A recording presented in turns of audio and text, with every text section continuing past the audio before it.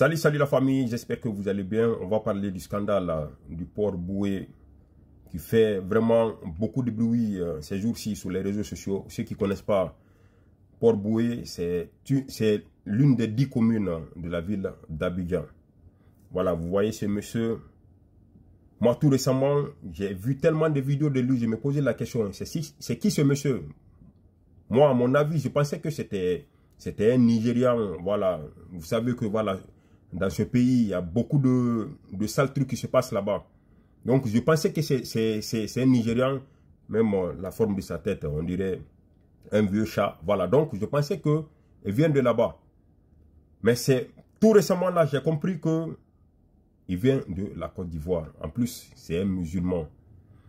Vous voyez ce monsieur, dans cette commune, les jeunes l'appellent tonton parce que ces jeunes doivent avoir l'âge de ses enfants.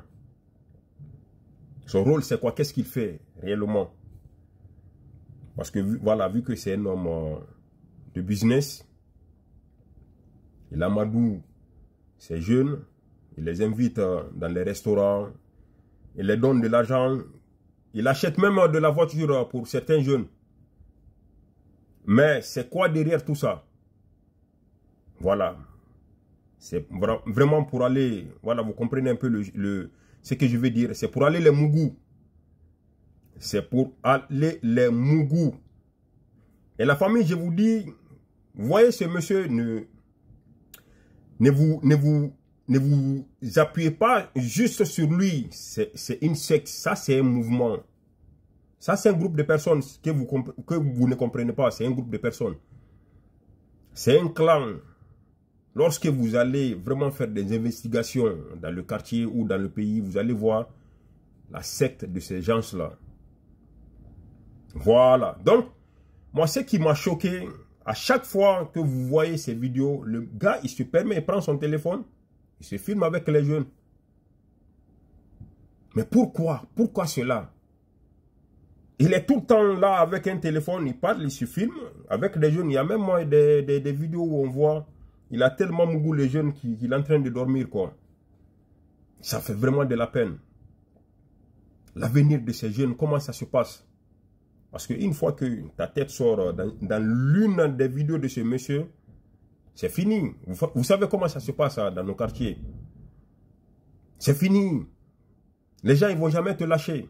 Parce que aujourd'hui, dans les bases de données, les vidéos vont exister éternellement jusqu'à ce que, voilà, donc je ne connais même pas la limite. Donc ton avenir est gâché. Comment ça va être l'avenir de ces jeunes? Et la famille, s'il vous plaît, les Ivoiriens, dites à ces jeunes d'aller faire le test, d'aller se faire un test de pistage. C'est très important parce que, voilà, vous comprenez un peu, ces gens-là, ils sont capables de transmettre des maladies sexuelles.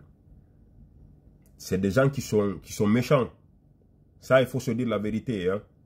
Ils sont capables de le faire. Voilà, donc, dites à ces jeunes d'aller faire un test de dépistage. C'est très important. Voilà, donc, on continue à sensibiliser. Même nous, les Guinéens, il faut qu'on continue à sensibiliser nos jeunes. Ne vous fiez pas à l'argent ou au matériel des gens. Vous pouvez avoir ces matériels-là. Oui. Il faut travailler seulement. Il faut charbonner. Dans la vie, il faut charbonner. Rien ne vient au hasard. Il faut charbonner. Ne vous fiez pas à la belle vie de ces gens. Voilà, donc, restez humble, correct, bosseur. Voilà, donc, c'est ça la famille. Donc, vous voyez combien de fois ce monsieur, Korkor, on l'appelle le Gari, a gâché la vie de ces jeunes. Voilà, faites attention à vos enfants, les parents. Faites attention à vos enfants. Lorsque vous voyez un changement avec vos enfants, il faut vous poser la question. Qu'est-ce qui se passe?